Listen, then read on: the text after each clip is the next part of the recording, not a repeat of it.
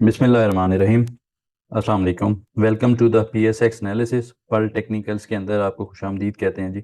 अच्छा जी, फर्स्टली तो जो लास्ट वीक हमारा डिस्कशन थी उसको रिकैप करते हैं। सीजनल्स के ऊपर हमने सितंबर सीजनल्स का डेटा डिस्कस किया था। तो अकॉर्डिंगली जो कन्वेंशनल डेटा था 8 टाइम्स क्लोज पॉजिटिव था, 6 टाइम्स जो प्रीवियस 14 ईयर्स के अंदर सितंबर हमें नेगेटिव क्लोज करता नज़र आया था। लेकिन ओवरऑल हमारा जो बायास था, जो कि हमारा प्रीवियस वेबिनार का जो टैगलाइन भी था कि सितंबर के अंदर हमें थोड़ी सी वोलेटाइल सेशंस बनते नज़र आ सकते हैं, वोलेटिलिटी इंक्रीज करती नज़र आ सकती है। तो वो इन लाइन द व्यू कल जो हमारा एक क्लोज किया है इस वीक का जो सेशन, तो उसके अंदर भी वोलेटिलिटी हमने देखी। लास्ट जो 5 कंसेक्टिव सेशन थे एक रेंज बाउंड एक्टिविटी बनी रही, लेकिन जो प्राइस एक्शन क्यूब ने हमने ऑलरेडी रेजिस्टेंस और सपोर्ट एरियाज हाईलाइट किए थे। तो अगेन जो बैक टू द सीजनल अगर चलें तो सीजनलिटी के ऊपर अगेन वही जो एक हम वोलेटाइल सेशंस को देख रहे हैं वो आगे भी हमें विटनेस हो सकते हैं।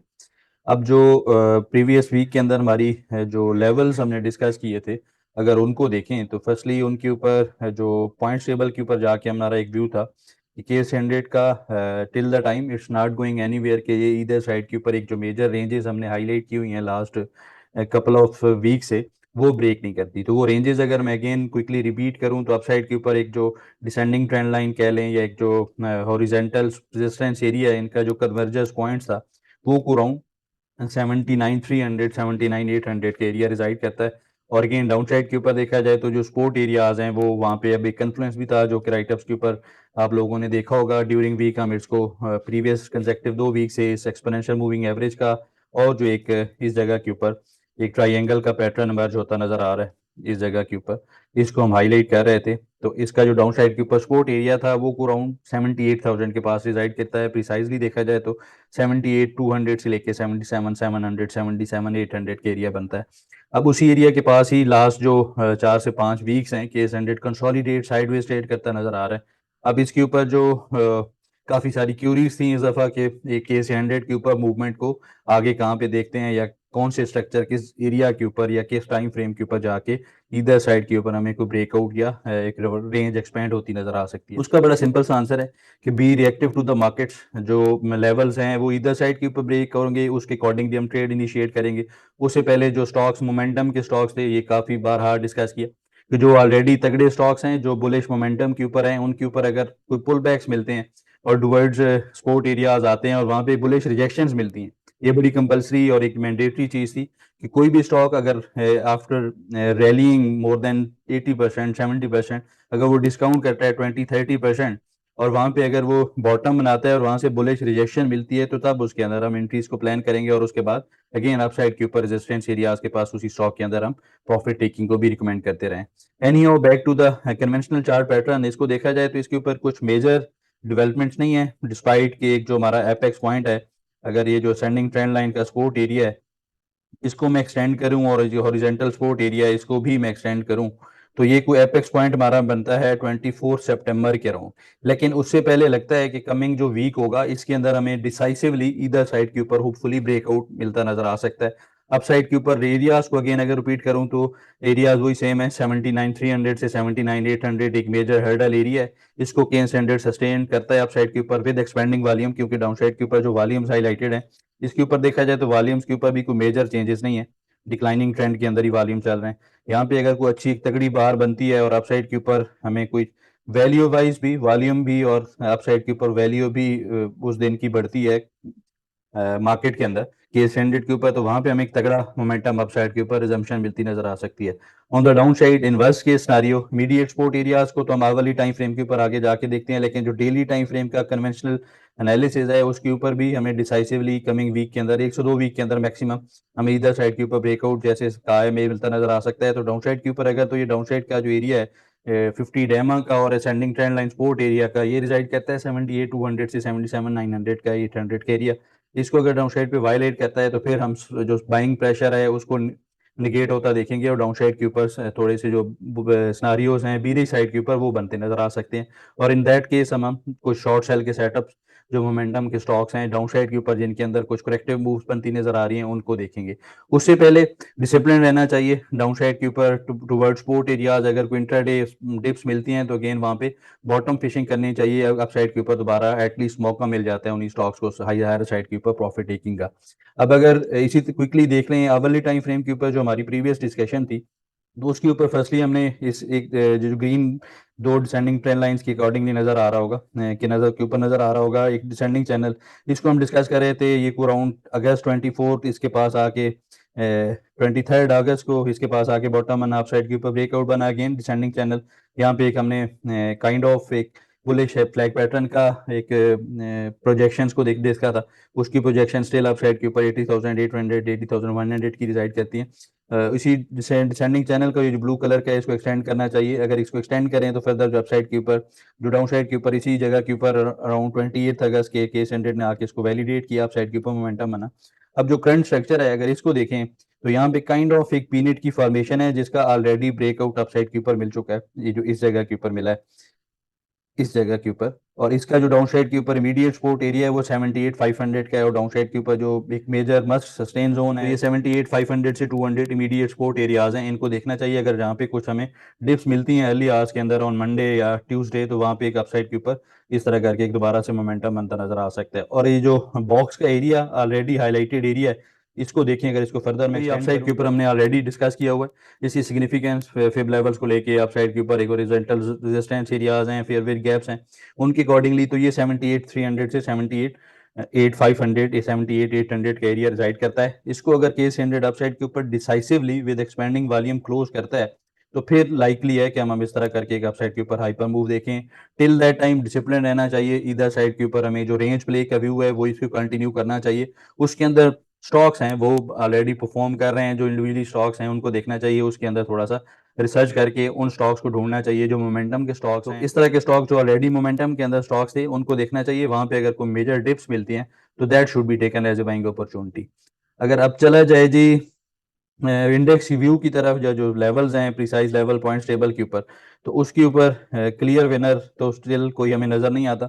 जो लास्ट 4 से 5 वीक हैं यहाँ पे भी केस 100 साइडवेज स्टेट कर रहा है। जो बार्स हैं जो कैंडल्स हैं डेली टाइम फ्रेम के ऊपर वीकली टाइम फ्रेम के ऊपर वो भी इनडिसाइसिव कैंडल्स हैं, तो बेरिश और बुलिश पॉइंट्स हमें इधर साइड के ऊपर कोई इंडिकेशन नहीं देते। इमीडिएट रेजिस्टेंस एरिया या इमीडिएट हर्डल एरिया को देखा जाए तो 79,300 से 800 का वीकली टाइम फ्रेम के ऊपर हमारा इमीडिएट हर्डल एरिया है। इसके ऊपर अगर डिसाइसिव क्लोजिंग आती है तो वहाँ पे हमें दोबारा से अपसाइड के ऊपर नए एरियाज को देखेंगे। स्पोर्ट एरिया को देखा जाए तो 78,200 से 77,500 का स्पोर्ट एरिया है। और अगेन ये जो प्रीवियस वीक के अंदर भी डिस्कस किया था कि एक स्टॉप लॉस कह लें या एक जो मेजर मस्ट सस्टेन जोन है, क्योंकि ये स्पोर्ट एरिया जो हाईलाइटेड है अगर ये वायलेट होते हैं तो फिर हम केस 100 को 76,200 76,500 की तरफ डिक्लाइन करता देख सकते हैं। और वो एक वीकली टाइम फ्रेम के ऊपर हमारा स्टॉप लॉस है लॉन्ग्स के लिए। अगर ये हिट होगा तो वहाँ पे बियर्स हैं वो ग्रिप करते नजर आ सकते हैं और वहाँ पे हम पोजीशन से एग्जिट भी करेंगे।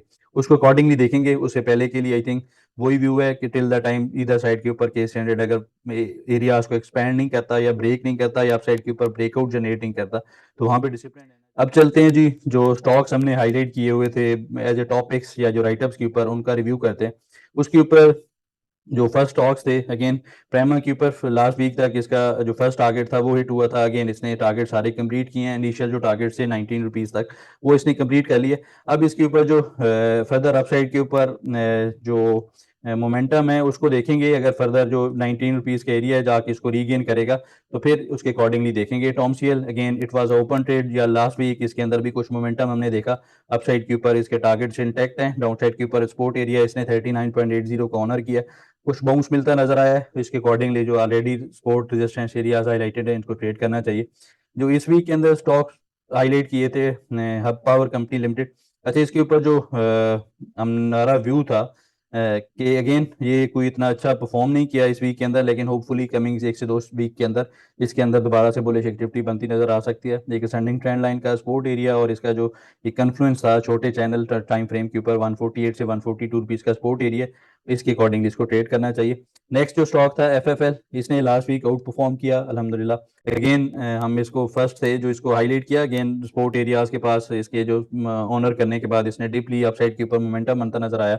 और जो इसकी लास्ट जो अपडेटेड चार्ट्स हैं इस तरह का है इसने जो फर्स्ट सेशन था उसी के ऊपर ही 8.68 का जो सपोर्ट एरिया था 8.70 का वो ऑनर किया, आप साइड के ऊपर को मोर देन 14% या अप्रॉक्सीमेटली 14% का गेन पोस्ट किया। अगेन इसके टारगेट्स जो फर्दर एक्सटेंडेड टारगेट्स हैं वो आगे जाके हाईलाइट करेंगे, उससे पहले इसको भी कंसिडर करना चाहिए अगर फर्दर डिप्स आती हैं। नेक्स्ट स्टॉक था टीपीएलपी, इसके ऊपर एक kind of brutal sell off के बाद एक जो साइडवेज मोमेंटम है इसको हाईलाइट किया, तो इसके ऊपर भी एक जो बोले पीयर्स एग्जॉशंस हैं वो विटनेस हो रहे हैं।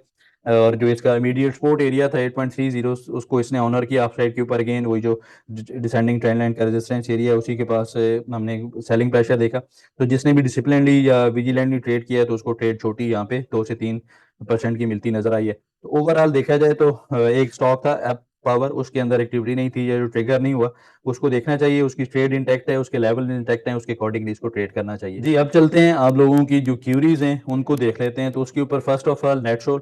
अच्छा नेटशोल के ऊपर जो फर्स्टली तो इसका जो थोड़ा सा ब्रॉडर स्पेक्ट्रम के अंदर जो टेक्निकल पर्सपेक्टिव है उसको समझने की कोशिश करते हैं।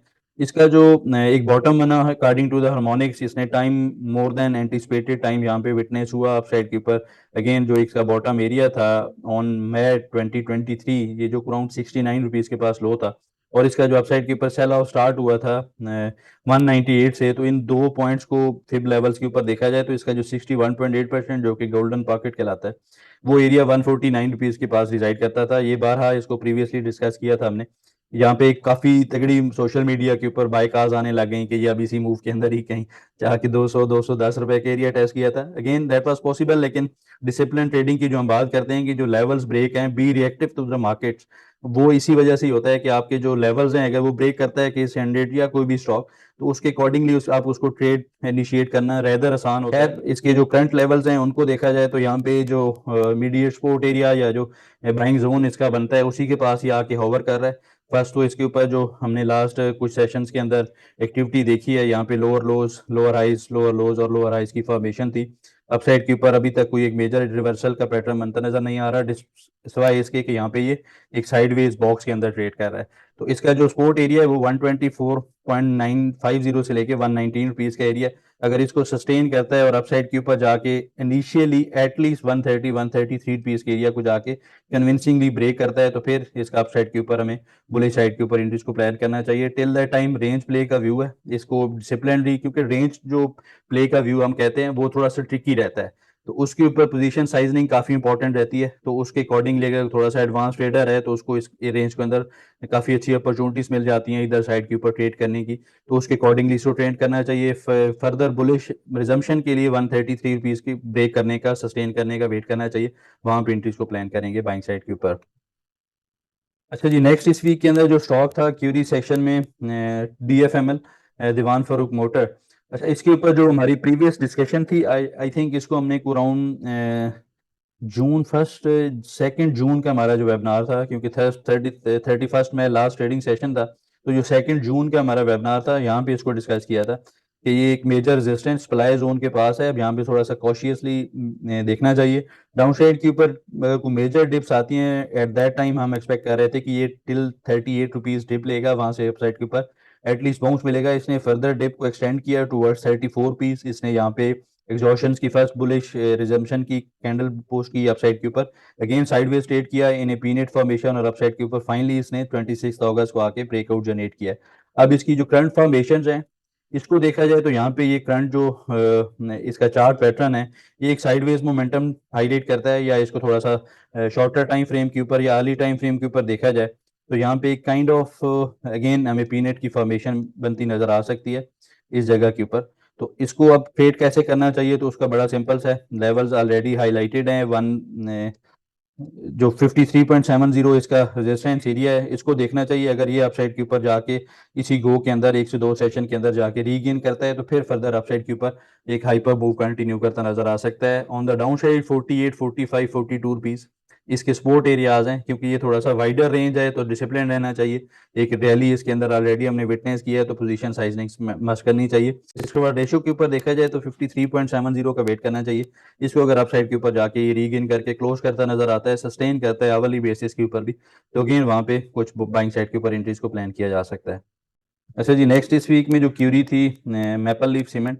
मैपल लीफ सीमेंट के ऊपर अगेंस्ट द व्यू इसके ऊपर हमारा एक जो प्रीवियस स्टॉप लॉस था 33.80 का, वो भी हिट हुआ है। लेकिन अब देखा जाए तो जो हमारा स्टॉप लॉस था वहां से हिट होने के बावजूद इसके ऊपर जो एक मेजर सेल ऑफ आना चाहिए था वो हमें डाउन साइड के ऊपर विटनेस नहीं हुआ। और डाउन साइड के ऊपर आके इसने एक नया एरिया डिफाइन किया है अराउंड, डाउन साइड के ऊपर देखा जाए 32 रुपीज़ और अप साइड के ऊपर 34 रुपीज़ का एरिया, ये 2 रुपए की रेंज बनती है। इसी के अंदर ये साइड वे ट्रेड करता नजर आ रहा है। अब इसके ऊपर जो करंट स्ट्रक्चर है इसके अकॉर्डिंगली देखा जाए तो एक काइंड ऑफ जो सेल ऑफ था इसके बाद एक बीयर्स एग्जॉशन हो सकती हैं, तो इसका भी सिंपल सा व्यू है। आई थिंक इसके अंदर जो लेवल्स ऑलरेडी इंडिकेटेड हैं उनके अकॉर्डिंगली ट्रेड करना चाहिए। स्पोर्ट एरिया की बात की जाए तो स्पोर्ट एरिया है वो 32.35 से लेके 31.90 का एरिया है। ये जो एक हॉरिजेंटल स्पोर्ट के अराउंड रिजाइड कर रहा है, इसी के पास ये ओवर कर रहा है। अपसाइड के ऊपर रेजिस्टेंस एरिया 34.70 से 36 का है।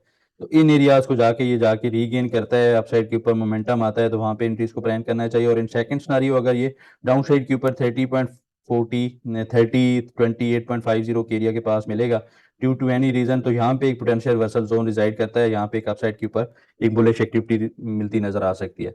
अच्छा जी, नेक्स्ट इस वीक के अंदर जो स्टॉक है क्यूरी सेक्शन में पेल पार्क इलेक्ट्रॉन।